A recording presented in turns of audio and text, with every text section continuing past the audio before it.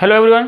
तो आज हम बात करने वाले अपने नए टॉपिक के बारे में, जो कि एक सब टॉपिक है जिसका salient features of the constitution of India. उसका एक और फीचर है, कौन सा है? Integrity and the independence judiciary. Indirectly इसके अंदर ये समझाया गया आपको कि इंडियन जो सुप्रीम कोर्ट से, इंडियन हाई कोर्ट से वो किस तरीके से काम करती है, ठीक है। और हमारे कंट्रीज और दूसरे कंट्रीज में खाली यही डिफरेंस आ जाता है कहीं ना कहीं। जैसे कि यहाँ पे आता है डिस्ट्रिक्ट कोर्ट, उसके ऊपर आता है अपना हाई कोर्ट, उसके ऊपर आता है अपना सुप्रीम कोर्ट, और इसके ऊपर कोई नहीं है, ठीक है। ये हो गया इंडियन सिस्टम। बट आप यूएस सिस्टम को एक बार जज करो तो उसमें कैसा दे रखा है बताएं कि आपको तो पहली बात तो वहाँ पे लेनी पड़ती है डबल सिटीजनशिप्स, आपको लेनी पड़ती है। आप जिस एक स्टेट में रह रहे हो आपको उसी का एक हाई कोर्ट को नियम या तो पालन कर लो, या फिर जो मेन अमेरिका का, जो मेन यूएस के अंदर जो मेन सुप्रीम कोर्ट है, आप या तो उसके पास रिपोर्ट लेके जाओ। मैं आपको इंडिया की समझाता हूँ, आपको बहुत कॉम्प्लेक्स होगा। अभी सपोज इट कि यहाँ पे कोई मर्डर केस है, ठीक है। ये वाई नाम का इंसान इसने मर्डर कर दिया है, वो जाता है डिस्ट्रिक्ट कोर्ट के अंदर, और डिस्ट्रिक्ट कोर्ट को बोलते हैं कि हाँ भाई तूने ये मर्डर किया है, वो प्रूफ हो चुका है, ठीक है। वो बोलता है कि नहीं मैंने मर्डर नहीं किया, मेरे पास पुख्ता सबूत है, मेरे को हाई कोर्ट जाना है, तो वो हाई कोर्ट जाएगा। हाई कोर्ट भी बोलता है कि नहीं भाई तूने किया हुआ है, वो बोलता है कि नहीं मेरे पास और सबूत है, मेरे को और ऊपर जाना है, तो वो जाएगा लास्ट में कहाँ पर? Supreme court. सुप्रीम कोर्ट कह देगा उसको कि भाई तेरे को फांसी की सजा, तूने को टाइम वेस्ट किया, तूने ये किया वो किया, और उसको फांसी सजा दे दी जाती है। ये हो गया पूरा अपने इंडियन सिस्टम। वही सेम सिस्टम अगर यूएस के अंदर तो कैसे होगा? वही सेम बंदा एक्स नाम का, अगर उसने कनाडा के अंदर किसी का मर्डर कर दिया, ठीक है, तो अब उसके पास दो ऑप्शन होंगे। जो उसका वकील होगा उसके पास दो ऑप्शन होंगे, या तो कनाडा की जो हाई कोर्ट है उसके अंदर अपील करे और वहाँ पे अपना जज लड़े, या फिर वहाँ पे उसका कोर्ट का मुकदमा चलेगा, या फिर वो डायरेक्ट अमेरिका के अंदर सुप्रीम कोर्ट होगा, वहाँ पे जाके अपने मुकदमा लड़ेगा। दोनों का डिसीजन सेम माना जाएगा। अगर हाई कोर्ट ने कह दिया कि भाई तुम्हें फांसी की सज़ा होगी या तुम्हें 7 साल की सज़ा होगी तो होगी, उसके बाद ये इंसान सुप्रीम कोर्ट में नहीं जा सकता, या फिर सुप्रीम कोर्ट का कोई डिसीजन उसने अमल कर दिया तो वो उसका फाइनल डिसीजन होगा। ये डिफरेंस है अपना इंडिया के अंदर और बाकी कंट्रीज के अंदर। इसलिए हम कहते हैं कि इंटीग्रेटेड इंडिपेंडेंस जुडिशरी। हमने उसको इतना इंडिपेंडेंटली रखा हुआ है कि हर इंसान को एक जस्टिस प्रॉपर वे मिले, इसलिए हमने इसको इस तरह डिस्क्राइब किया हुआ है, ठीक है। उसके अपने एक मेन टॉपिक के ऊपर आते हैं, फंडामेंटल राइट्स, ठीक है, जो हमारे कहीं ना कहीं ये अपना बहुत इंपॉर्टेंट रोल प्ले करते हैं हमारी ज़िंदगी के अंदर अभी राइट नाउ। क्यों? इसके अंदर हमारे बहुत सारे राइट्स दिए हुए हैं। किस तरीके से? राइट ऑफ इक्वालिटी, कहाँ से कहाँ तक? 14 से 18 तक। इसके अंदर इंडायरेक्टली क्या कहा गया है? इसके अंदर इंडायरेक्टली क्या है कि आप किसी भी जात, रेसिस, किसी भी चीज़ को ले लो, वुमेन, ट्रांसजेंडर, बॉय, कोई भी हो, एनीथिंग, वो सब लोग इक्वल रहेंगे, ठीक है। और ये लोग किसके इक्वल रहेंगे? कॉन्स्टिट्यूशन ऑफ इंडिया के इक्वल रहेंगे, ठीक है। ये स्पेसिफाई किया हुआ है। उसके बाद राइट टू फ्रीडम, कहाँ से कहाँ तक? 19 से 22 तक। मैं ये जो आपको दिखा रहा हूँ ना, ये आर्टिकल्स है, ठीक है, इसको याद रखना। ये आर्टिकल्स के अंदर इसके अंदर और भी इसके पार्ट्स हैं, बट आप इनको याद कर लो, क्योंकि इनको आप याद कर लोगे ना एक बार, तो इसके अंदर जो सपोज कि अगर किसी ने बोल दिया कि राइट टू इक्वालिटी, या फिर किसी ने ऐसे एक्सप्लेन किया कि फ्रीडम ऑफ स्पीच, तो फ्रीडम ऑफ स्पीच किसमें आ जाएगा? आपका इसके अंदर आ जाएगा, ठीक है। तो वो चीज़ आप इसको याद कर लोगे ना एक बार, राइट टू फ्रीडम, तो इसके जो सब पॉइंट्स हो गए ना, जो 19 हो गया, 20, 21, 22, वो आप उसको इजीली है ना करेक्ट आउट कर पाओगे। जब एमसीक्यू में पूछा जाता है ना, तो अगर आपको ये चीज़ याद होगी ना पूरी की पूरी, तो आप जस्टिफाई कर पाओगे कि नहीं भाई इसमें से ये 2 टॉपिक तो नहीं आते हैं, इसमें से यही आ सकता है या फिर यही आ सकता है, ठीक है। ये चीज़ होती है कि जब आप ऊपर से रीड करते हो ना, तो आपको डीप में जब एक आधा पॉइंट आपका भूल गया, फिर एक आधा पॉइंट आप मिस कर गए, तो कहीं ना कहीं आपको वहाँ पे हेल्पफुल हो जाएगा, ठीक है। तो दूसरा चीज़ कौन सी है? Right to freedom. तीसरी कौन सी है? राइट अगेंस्ट द एक्सप्लॉइटेशन, मतलब कि छुआछूत जो होता है अपने यहाँ पे, उनको हटाया गया। कहाँ से कहाँ तक? 23 और 24 में दे रहा हुआ है, ठीक है। तीसरी चीज़, चौथी चीज़, right to freedom of the religions, अपने धर्म को प्रचार करना, अपने धर्म को प्रोटेक्शन करना, अपने धर्म के लिए कोई संस्था ओपन करना, टैक्स में छूट छाट मिलना, टैक्स के अंदर किसी को इतनी ज़्यादा वो देना कि यहीं पे कहीं ना कहीं अपना करप्शन यहीं पे शुरू होता है, ठीक है। जो मनी वाइट से ब्लैक करना होता है, ब्लैक से वाइट करना होता है, उसका प्रोसेस कहीं ना कहीं यहीं से शुरू होता है। जब आपको टैक्स में कंपनसेशन मिलता है ना, तो वहीं से शुरू होता है आपका, ठीक है। कौन से में? 25 और 28 में, ठीक है। Right to freedom of the religions. 5वीं चीज़ क्या आती है?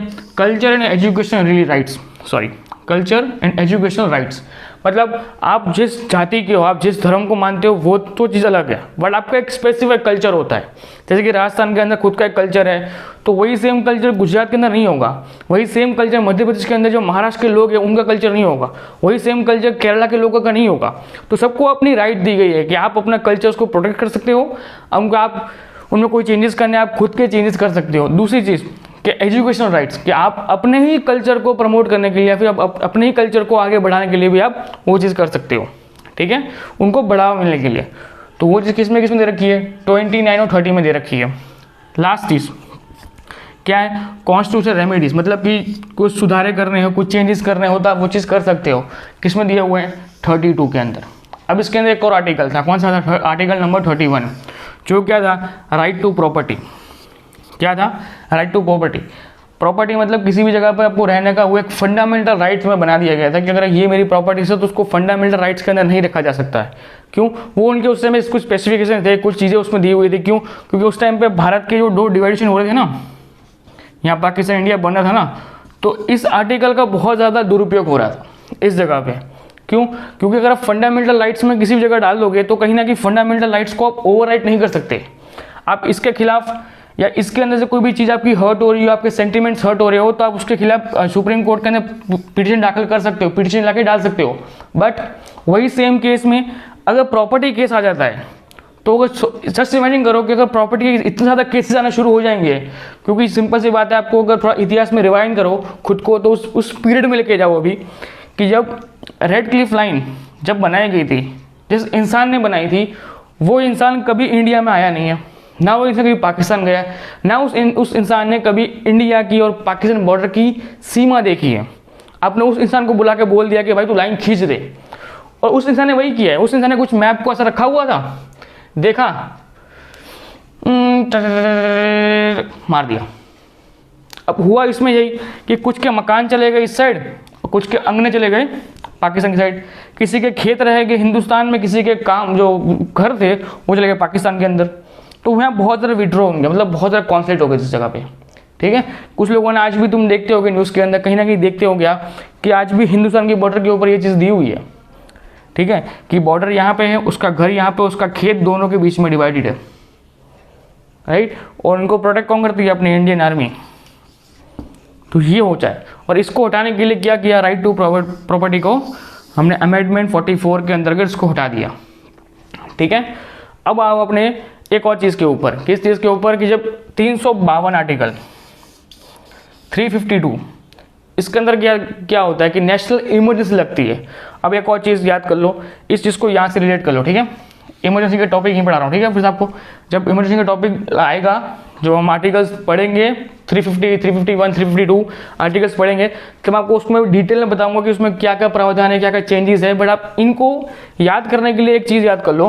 पहली चीज़ कि 352 किसके लिए होती है, नेशनल इमरजेंसी। नेशनल इमरजेंसी कब लगती है, जब वॉर होती है। क्या होती है, जब वॉर होती है, जब आंतरिक विवाद होते हैं, जब आंतरिक मतभेद होती है, तब एक वॉर होती है, ठीक है। तो उन दोनों केस में क्या लगती है, नेशनल इमरजेंसी। और इस नेशनल इमरजेंसी के अंदर एक चीज़ दी हुई है, क्या, कि आर्टिकल नंबर 20 और आर्टिकल नंबर 21 को हम लोग, जब एक चीज़ समझ लो, जब नेशनल इमरजेंसी लगेगी ना, तब फंडामेंटल राइट सारे के सारे आपके बंद हो जाएंगे, ठीक है। सारे के सारे रद्द किए जाएंगे आपके। चाहे आपको बाहर घूमना है, इक्वालिटी बिक्वालिटी, exploration, religion, education, culture, remedies, हर वो चीज़ इसके अंदर से आपको बंद कर दी जाएगी आपकी। आपको उस टाइम पीरियड के दौरान आपके सारे फंडामेंटल राइट्स आपसे छीन लिए जाएंगे। किसके द्वारा, गवर्नमेंट के द्वारा। बट उसमें एक और चीज़ दी हुई, क्या, कि आर्टिकल नंबर 20 और आर्टिकल नंबर 21 आपसे खींचा जाएगा नहीं, आपसे छीना जाएगा नहीं। और आप लोग मुझे कमेंट बॉक्स में बताओ कि आर्टिकल नंबर 20 और 21 किसके बारे में, ठीक है। ये मोस्ट इंपॉर्टेंट पॉइंट है। अब यहाँ पे आ जाओ, इसको बाद में पढ़ते हैं, इसके बाद इसको खत्म कर डालते हैं, ठीक है। 352 किसके अंदर है, नेशनल इमरजेंसी। उसके 4 छोड़ने के बाद 356 किसके लिए है, तो प्रेसिडेंट रूल्स के लिए है। 360 किसके लिए है, तो फाइनेंशियल इमरजेंसी के लिए है। ओके, ये आर्टिकल्स हैं आपके और ये आपके रूल्स हैं। कौन से 352 नेशनल इमरजेंसी, 356 किसके लिए, प्रेसिडेंट रूल।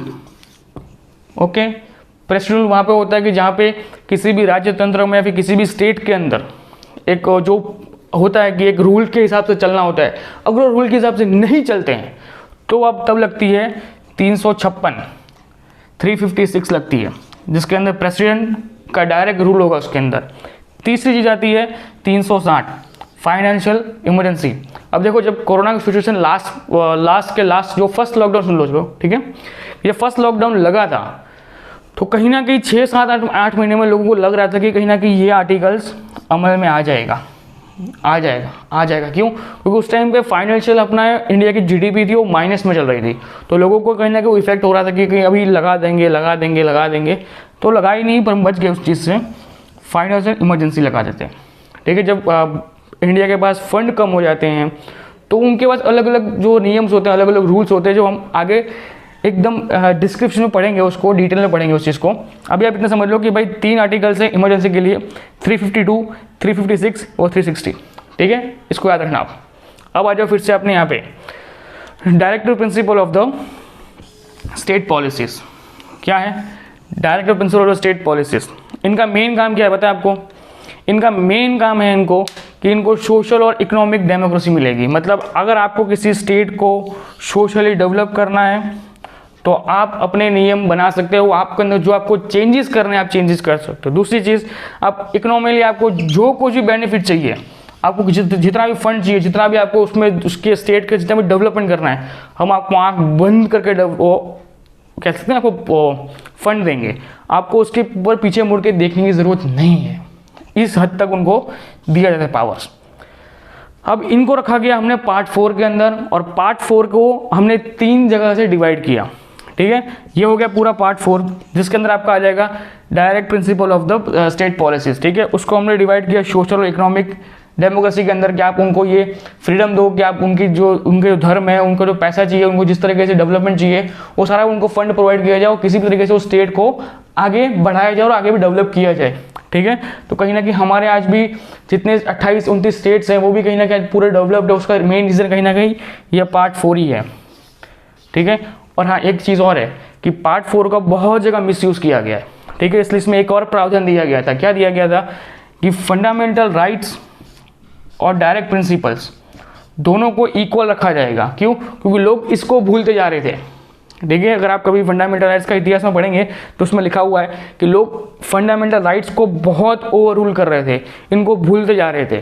क्यों? क्योंकि ये लोग इसको नहीं जज कर रहे थे। इसके अंदर क्या कर रहे थे, किसी भी इंसान आके बोल दिया कि भाई मुझे अपना मंदिर खोलना है यहाँ पे, और उसी की साइड में अगर दरगाह है या चर्च है, कुछ भी है, और अगर ये इंसान बोलते हैं आके कि भाई इसको गिरा दो, मैं अपने को मंदिर बनाना है, तो कहीं ना कहीं ये लोग जो जिसकी सरकार होती है, जिसके पक्ष में होते थे, उसके वो सुपीरियर है, वहाँ के वो पावर है, वहाँ पर वो तानाशाही कर रहा है उस स्टेट के अंदर, तो कहीं ना कहीं वो ऊपर से फंड मंगा लेगा और उस मंदिर, मस्जिद या कोई भी चर्च वगैरह उसको गिरा के वहाँ अपना खुद का एक धर्म स्थापित कर लेगा। तो उसका बहुत मोस्ट जगह वो मिसयूज हो रहा था, और इसको हम लोग ओवर रूल कर रहे थे। इन सब चीज़ों को, इक्वालिटी, फ्रीडम, रिलीजन्स, एजुकेशन को कहीं ना कहीं हम लोग ओवर रूल करते जा रहे थे। तो कहीं ना कहीं हम लोगों ने प्रावधान बनाया कि भाई दोनों को इक्वल डिवाइड किया जाए, दोनों को इक्वल पावर्स दी जाए, ठीक है। इक्वल पावर इस तरीके से दी गई कि अगर हम लोग इनके ऊपर अगर जजमेंटल कर सकते हैं, इंक्वायरी कर सकते हैं ना, तो हम लोग इनके ऊपर भी जजमेंटल इंक्वायरी करनी चाहिए हमें, और वही प्रावधान में दिया गया। अगर आपके किसी भी इस राइट के ऊपर कोई इंसान ओवर राइट कर रहा है, ओवर राइट मीन्स कि अगर आपको लग रहा है कि भाई मेरी राइट टू इक्वालिटी की पावर यहाँ पे मुझसे छीनी जा रही है, तो आप उसके लिए डायरेक्ट अपने हाई कोर्ट या फिर सुप्रीम कोर्ट के अंदर पिटीशन दाखिल कर सकते हो। आप जा सकते हो उसके लिए कि भाई यहाँ इस जगह पे ये ऑथेंटिक मेरा डॉक्यूमेंट है, इस जगह पे मेरा राइट टू इक्वालिटी का मेरा जो नियम है, जो मेरी राइट है, उसका उल्लंघन किया गया है, उसके खिलाफ इंक्वायरी की जाए। आप ये कर सकते हो, ठीक है। बट यही चीज़ सेम पावर यहाँ पे नहीं थी। तो ये लोग जहाँ पे जो लोग बैठते थे, जो जिसको तंत्र को चलाते थे, जो स्टेट वाले थे, वो अनाधन पैसे बना रहे थे, धनाधन पैसा बनाए इन लोगों ने, ठीक है। और वही कहीं ना कहीं उस स्टेट्स में डेवलपमेंट नहीं हो रहा था। अगर आपको देखना हो तो आप बिहार के किसी भी एक स्टेट को देख लो, ठीक है। बिहार एक स्टेट है, उसको देखोगे, पीछे जाके देखो, उसमें उन लोगों ने बहुत पैसा बनाया है। किस तरीके से? Direct principle of the state policy के कारण। क्यों? फंड आ रहा था पर पब्लिक तक फंड पहुंच नहीं रहा था। तो अब क्या हो चुका था, अब नियम हो चुका था कि अगर आपको कोई फंड दे रहा है, आपको कोई पॉलिसीज दे रहा है, जब आपको पब्लिक ही वो अनाउंसमेंट कर रहा है कि जैसे सपोज कि नरेंद्र मोदी साहब ने आके बोल दिया कि मैं गुजरात स्टेट के अंदर हर इंसान को इतने इतने पैसे देना चाहता हूँ, ठीक है, ऊपर से अलॉटमेंट हो चुकी है, बट अगर हमारे पास नहीं पहुँचती है तो हम उसके खिलाफ कहीं ना कहीं एक पिटीशन दाखिल कर सकते हैं कि भाई ये पैसा मेरे तक पहुँचा नहीं है, तो उसका रीज़न क्या है। तो ये लोग को काम करना पड़ेगा और इनके ऊपर इंक्वायरी बैठ सकती है। इनको 3 टर्म में डिवाइड किया गया, सोशलिस्ट, गांधीनिज्म और ये लिबरल। इन 3 टर्म्स को हम लोग डिस्कशन में आगे पढ़ेंगे क्योंकि इसके अंदर को बहुत लेंदी हो जाएगा, लेक्चर बहुत लंबा हो जाएगा, इसलिए मैं को आपको शॉर्ट में समझा रहा हूँ कि भाई 3 टाइप थे इनके अंदर, ठीक है। क्लियर यहाँ पे जो हो गया आपका directive principle of the state policies. अब आ जाओ आपके फंडामेंटल ड्यूटीज। देखो आपकी स्क्रीन के ऊपर आपको है ना 11 के 11 फंडामेंटल ड्यूटीज आपको दिख रहे होंगे, अच्छे से उनको पढ़ लो या फिर नेट के ऊपर सर्च कर लो, पर कहीं ना कहीं फंडामेंटल ड्यूटीज आपको बहुत इंपॉर्टेंट काम आएंगे, ठीक है। उसमें एक चीज़ आपको देखने को मिलेगी, ये आपको दी हुई है पार्ट 4A के अंदर। कहाँ पे दी है? पार्ट 4A के अंदर। आर्टिकल कौन सा है? तो 51A है। कौन सा है? 51A आपको आर्टिकल दिया हुआ है।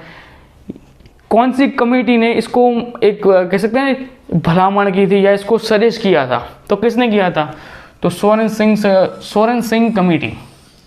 ये मोस्ट टाइप 1 लाइनर आंसर्स में जो एमसीक्यू क्वेश्चंस होते हैं या फिर जो आपके भी ऐसे क्लास 3 क्लास 2 के जो प्रीलिम्स होती है उसके अंदर भी मोस्ट ऑफ ये पूछा जाता है कि भाई फंडामेंटल ड्यूटीज़ को सजेस्ट करने वाली कौन सी कमेटी थी? तो सोरेन सिंह कमेटी, ठीक है। एक और चीज़ जो उसमें 11th फंडामेंटल ड्यूटी आपको दी हुई है वो 86 अमेंडमेंट, मतलब 86 सुधारा 2002 के अंतर्गत किया गया है और उसको बाद में ऐड किया गया। उसके अलावा 1 से 10 तक, कब तक? 1 से लेके 10 तक। कौन से अमेंडमेंट में? तो 42 अमेंडमेंट 1976, ठीक है। और कहीं ना कहीं इसका बहुत विद्रोह हुआ था, इसका कहीं ना कहीं बहुत ज़्यादा अगेंस्ट में पब्लिक चली गई थी। क्यों? क्योंकि हमारी 75 से लेके 78 तक हमारी इमरजेंसी लगी हुई थी देश के अंदर, इंदिरा गांधी सरकार थी, ठीक है।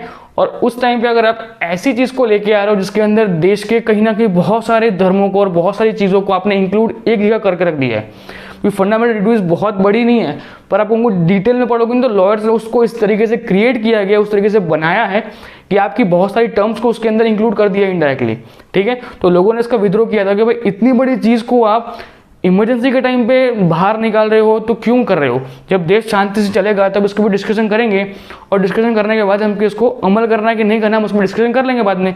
बट इंदिरा गांधी ने कह दिया कि नहीं भाई, मैंने अपने पार्लियामेंट में पास कर दिया है तो अब ये फंडामेंटल ड्यूटीज बन के रहेंगी और बन के रही भी। पार्ट 4 के अंदर आर्टिकल 51, ठीक है। अब आता है अपने सेकुलर स्टेट्स। सेकुलर स्टेट का मतलब क्या होता है? सेकुलर का मतलब होता है कि यहाँ पे कोई रिलीजियंस नहीं है, यहाँ पे नो रिलीजियंस, यहाँ पे कोई धर्म नहीं है। याद रखना इंडिया के अंदर बहुत सारे धर्म हैं, ठीक है। जो बाकी इस कंट्री है जैसे कि यूएस है, यूनाइटेड स्टेट ऑफ अमेरिका है, यूके कह लो आप, ब्रिटेन कह लो, लंदन कह लो, तो वो सब वो स्टेट्स हैं जहाँ पे सेकुलरिज्म चलता है। क्यों? क्योंकि वहाँ पे एक जो नाती होती है ना, एक जो धर्म होता है उसका डोमिनेंस सबसे ज़्यादा है, ठीक है। जस्ट इमेजिन करो कि यूएस के अंदर लोग क्रिश्चियंस को बहुत ज़्यादा मानते हैं, बहुत ज़्यादा, मतलब अगर आप आबादी गिन लो तो इतनी ज़्यादा आबादी है कि वहाँ पे जो हम लोग जाके रह गए, जो हमने जो वहाँ पे हम जाके रहे हैं, जो वहाँ पे जिनको पीआर मिल चुका है, जो वहाँ पे रेडिशन अभी रह रहे हैं, उनको निकाल दो सबको, तो वहाँ पे सारी की सारी जो कह सकते हो जो पॉपुलेशन है ना वो सारी की सारी एक ही है। कौन सी? क्रिश्चियंस वाली है। तो तब हम वहाँ पे कह सकते हैं कि भाई this is a secular state. But India को हम नहीं कह सकते ऐसे सेकुलर स्टेट, क्योंकि उसके पास बहुत ज़्यादा धर्म है। हमारे पास बहुत ज़्यादा धर्म है। हमारे यहाँ पे खाली हिंदू के अंदर 16,000 करोड़ देवी देवता हैं, ठीक है। तो जस्ट इमेजिन कि मुसलमान के अंदर भी 2 अलग अलग से होते हैं, शिया सुन्नी वाले होते हैं, जैन के अंदर भी अपने अलग से होते हैं, बौद्ध धर्म का भी अलग से होता है, स्वामीनारायण के भी अलग से 5-6 सारे प्रावधान दिए हुए हैं। तो कहीं ना कहीं बहुत लंबा धर्म है हमारा। तो हम लोग ये नहीं कह सकते we are the secular states. हमारे यहाँ पे बहुत ज़्यादा लोग हैं, हम लोग किसी भी धर्म को नहीं मान सकते यहाँ पे, ठीक है। ऑफिशियली जब पाकिस्तान इंडिया का बंटवारा हुआ था तब पाकिस्तान के बंधारण के पाकिस्तान के कॉन्स्टिट्यूशन में लिखा गया था कि पाकिस्तान हैज़ ए ऑफिशियल इस्लाम धर्म। क्या लिखा था उन लोगों ने? हमारा ऑफिशियल इस्लाम धर्म है। बट इंडिया ने कहीं पे स्पेसिफाई नहीं किया था कि हम लोग हिंदू धर्म को मनाएंगे या फिर हम लोग हिंदू धर्म ही हमारा एकमात्र धर्म होगा, इसलिए हम कहते हैं सेकुलर स्टेट, ठीक है। इसलिए हमने नहीं उनको स्पेसिफाई किया गया। अब उन लोगों ने सेक्युलर स्टेट में बहुत सारी प्रावधान दिया गया कि कौन से आर्टिकल के थ्रू आपको वो जो नो रिलीजन वाला आर्टिकल है कि भाई नो, कोई भी धर्म को हम लोग स्पेसिफिक कैटेगरी में ऐड नहीं कर रहे हैं या फिर किसी भी धर्म को स्पेशल पावर्स नहीं दे रहे हैं, उसके लिए लोगों ने बहुत सारे आर्टिकल्स को मेंशन किया हुआ है। आर्टिकल 14, 15, 16, 25, 26, 27, 28, 29, 30 और 44, ठीक है, ये सारे आर्टिकल्स हैं। इनको अगर पढ़ना होगा तो आप कहीं पे जाके सर्च कर लेना, नेट के ऊपर आपको मिल जाएगा, क्योंकि देखो पढ़ाने जाऊंगा तो लेक्चर्स बहुत लंबे हो जाएंगे, कहीं ना कहीं ये सब कुछ आगे आपको पढ़ना ही होगा, ठीक है। ये एक ओवरव्यू है, अभी तक जो हम पढ़ रहे हैं वो मेकिंग ऑफ द कॉन्स्टिट्यूशन पढ़ रहे हैं, एक हिस्ट्रिकल ऐतिहासिक बैकग्राउंड पढ़ रहे हैं अभी तक, ठीक है। उसके बाद हमने उसके अंदर पढ़े हमने silent feature of the constitution. ये वो फीचर्स हैं जिनके ऊपर आपको कहीं ना कहीं डिस्कस करना चाहिए। अगर आप इनको डिस्कस करेंगे तो जो आपका मेन पार्ट शुरू होने वाले हैं ना, उन मेन पार्ट के अंदर आपको डिफिकल्टीज नहीं होंगी, ठीक है। तो मैं इसलिए पढ़ा रहा हूँ। दूसरी चीज़ की लिबर्टी दी गई कि आपको किसी भी धर्म को मानना है, किसकी पूजा करनी है, किसकी वो वर्कशिप करनी है, आप कर सकते हो, ऐसा कोई स्पेसिफाई नहीं है। आपको लिबर्टी दी गई है कि आपको जिस भी धर्म को मानना है, पालन करना है, आपको किसी भी धर्म को अपनाना है, कुछ भी करना है, आप कर सकते हो, ओके। दूसरी चीज़ कि इन लोगों ने एक चीज़ मेंशन की गई, क्या मेंशन की कि separation of the religion and the politics. क्या कहा कि separation of the religions and the politics, कि कहीं भी रिलीजन्स को पॉलिटिक्स के अंदर मत डालो, दोनों को डिवाइड रखो, दोनों को अपने अपने काम करने दो, दोनों को इंक्लूड मत करो। बट कहीं ना कहीं हम आज भी देखते हैं कि कहीं ना कहीं किसी बहुत सी जगह ऐसी होती है जहाँ पे वोटिंग लेने का मेन मुद्दा होता है रिलीजन्स को लेके, हिंदू मुसलमान कर दो और वोट अपना लो, बहुत जगह होता है। बट यहाँ पे एक मेंशन किया हुआ था कि आप उनको यूज़ नहीं कर सकते हैं, बट पब्लिक इनको कहीं ना कहीं साइलेंटली यूज़ करती है, ठीक है। किसी भी नेता के स्पीच में आप वो देखोगे कि वो एक ऐसा इस तरीके से उस चीज़ को प्रेजेंट करता होगा कि आपको लगेगा कि कहीं ना कहीं एक उग्रवादी एक टाइप का एक स्पीच टाइप हो जाती है, ठीक है। उनके खिलाफ FIR भी होती है, बहुत कुछ होता है, बट वो हिडनली होता है। क्यों? क्योंकि वो लोग इस आर्टिकल का भंग कर रहे होते हैं, ठीक है। ये हो गया आपका सेक्युलर स्टेट कि भाई India is a no religions right now, okay. कोई धर्म को हम लोग पाल नहीं करते हैं, ओके। हम लोग कह सकते हैं हम लोग हिंदूज हैं, हम लोग मुसलमान हैं, हम लोग क्रिश्चियंस हैं, but India is specified no religions right now, okay. Last एक आ जाती है अपनी, क्या आ जाती है, यूनिवर्सल अडल्ट फ्रेंचाइजेस, ठीक है। जब वोटिंग करने की पावर सबसे पहले कितनी थी पता है आपको, ये पूछा जाएगा तो पहले कितनी थी, तो 21 साल थी, ठीक है। अब कितनी है, तो 18 साल है। कौन से किस ईयर से लागू की गई, तो 1889 से, 1989 से, कब, 1989, याद रखना 1989 से हमने इसको लागू किया कि भाई 18 साल से ही हम लोग वोट दे पाएंगे।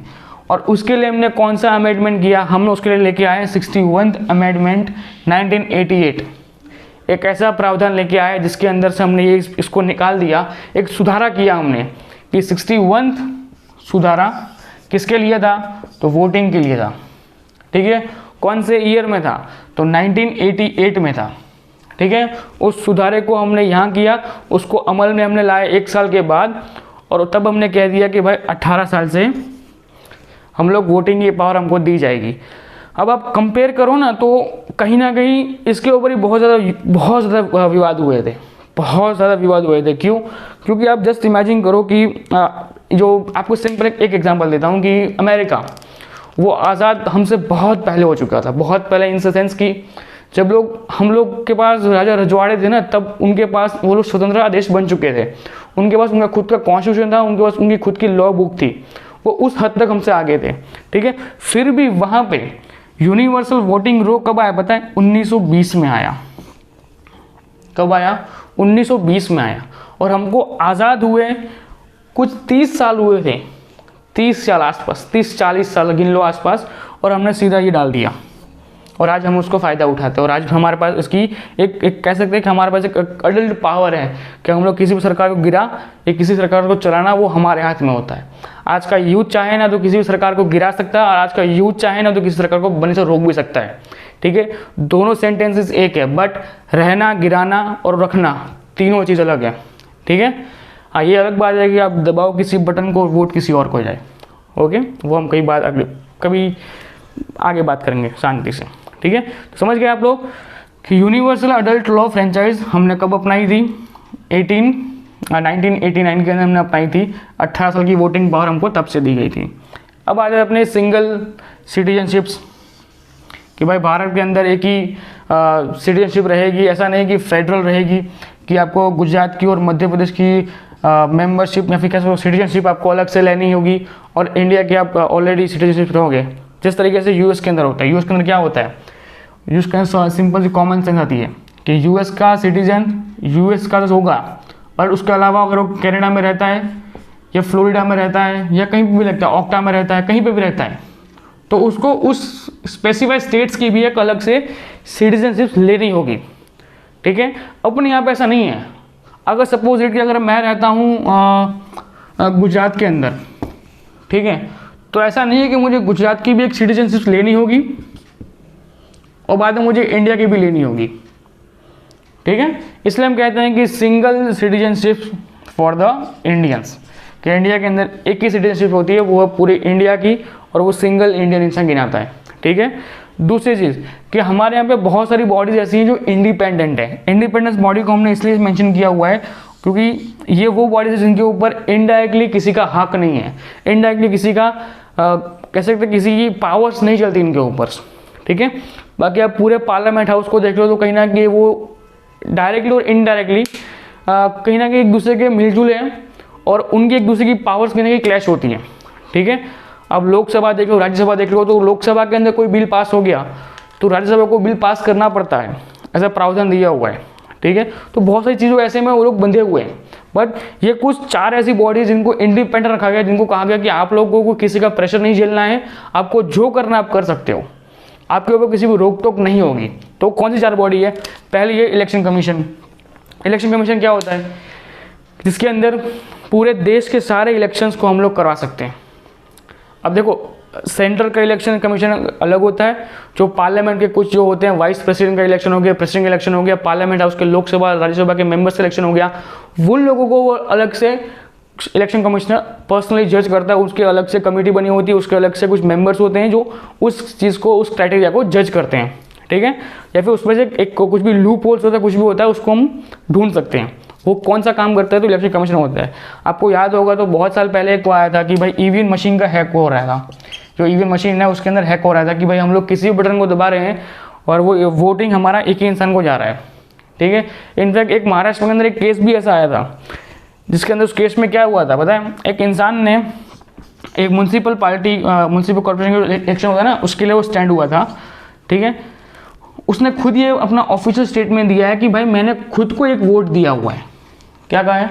कि मैंने खुद को एक वोट दिया हुआ है, फिर भी पेपर बूथ के अलावा जो इलेक्शन, जो ईवीएम मशीन है, उस मशीन के अंदर जो रिजल्ट निकला, उस रिजल्ट में ये कहा गया कि भाई इस इंसान को 0 वोट मिले, तो उस इंसान का खुद का एक वोट जो डाला था वो भी कहीं और चला गया। ठीक है, तो ये मुद्दा आया था ईवीएम मशीन वाला, हैक वाला। ठीक है, और वो किस में आ जाता है? पूरा मुद्दा को इन्वेस्टिगेशन कौन करेगा? इलेक्शन कमिश्नर पूरा इन्वेस्टिगेशन करेगा। उसको आपका CAG, कंट्रोलर एडिटर जनरल। इसका मेन काम क्या है? पूरे देश में जितना भी ऑडिट हो रहा है, जो कुछ भी ऑडिट मीन्स जितना पैसे का टर्नओवर हो रहा है, कौन सा पैसा कहाँ जा रहा है, किस जगह पे जा रहा है, कितना टैक्स आ रहा है, कौन सा टैक्स इंप्लीमेंट करना चाहिए, नहीं करना चाहिए, किस तरीके से करना चाहिए, वो सारा ऑडिट कौन करेगा, सारे पैसे का लेन देन कौन करेगा, सारे पैसे का लेखा जोखा कौन रखेगा? तो कंट्रोलर ऑडिटर जनरल। और ये भी पूरी ऐसी एक इंडिपेंडेंट बॉडी है। क्यों? ये इंडिपेंडेंट इन्वेस्टिगेशन कर सकते हैं किसी भी इंसान के ऊपर कहीं पे भी। ठीक है, ये एक प्रावधान दिया हुआ है। ओके, दूसरी चीज़ UPSC और SPS, मतलब UPSC मतलब अपना ये पब्लिक यूनियन वाला और अपना स्टेट पॉलिसी वाला, कि कोई भी जो एग्ज़ाम्स लेनी होती है, कुछ भी करना होता है, तो उनके लिए एक स्पेसिफाइड बनाया हुआ है कि इनके जो कमिश्नर होंगे, जो इनके हेड होंगे, वो भले नॉमिनेट होकर आएंगे पार्लियामेंट ऑफ हाउस से, या फिर उनको नॉमिनेट करेगा प्रेसिडेंट, बट ये लोग इंडिपेंडेंट रहेंगे, इनको किसी भी तरह का दबाव झेलना नहीं पड़ेगा। ठीक है, वरना होगा क्या, किसी भी चाचा बच्चे का लड़का होगा, उसको फ़ोन कर दिया, उसको बोल दे कि भाई इसको पास करो, मतलब पास हो गया। अगर वो सब ना हो, उसके लिए हम लोगों ने इन सारी चीज़ों को इंडिपेंडेंट रखा गया था। क्लियर? तो ये हो गया आपके लास्ट कुछ साइलेंट फीचर्स हो गए। ठीक है, अब हमने नेक्स्ट लेक्चर में शुरू कर देंगे अपना प्रीएम्बल्स के बारे में, और वहाँ से आपका कहीं ना कहीं जो मेन कॉन्स्टिट्यूशन है वो शुरू हो जाएगा। ठीक है, एक और चीज़ कि जो स्टूडेंट की जो कंप्लेंट्स है, मेरे को कुछ कंप्लेंट्स है कि भाई सर आपके वीडियोस की क्वालिटीज़ अच्छी नहीं होती है, तो बस एक चीज़ बताना चाहूँगा कि मेरी वीडियो की क्वालिटी होती है 2K के अंदर। ठीक है, आपको बस एक चीज़ करनी है सॉरी, कि जब आप वीडियोस देखो तो उनको फुल HD में मत देखो। आप देख सकते हो, अगर आपको उसने प्रॉपर नेट आप देखो, मना नहीं कर रहा हूँ, बट कम से कम 480 या 360p या फिर 720p के अंदर देखो, तो आपको जो लिखा हुआ चीज़ है ना वो आपको स्पेसिफिकली अच्छे से दिखेगी। वरना क्या पता है कि जब कोई इतना वो हो जाएगा ना कि क्लोज हो जाएगा कि आपको लगता है कि सर ये क्या पढ़ा रहे हैं, बट नहीं, अगर आप उनको डिटेल में पढ़ना चाहते हो तो कोई ना कोई जो इमेज की क्वालिटीज़ हैं, जो वीडियो क्वालिटी, उसको थोड़ा अपग्रेड करो, वहाँ से देखो तो आपको स्पेसिफिक हर चीज़ वो दिखेगी क्लियरली। ठीक है, ओके। तो ये था आपका पूरा silent feature of the constitution.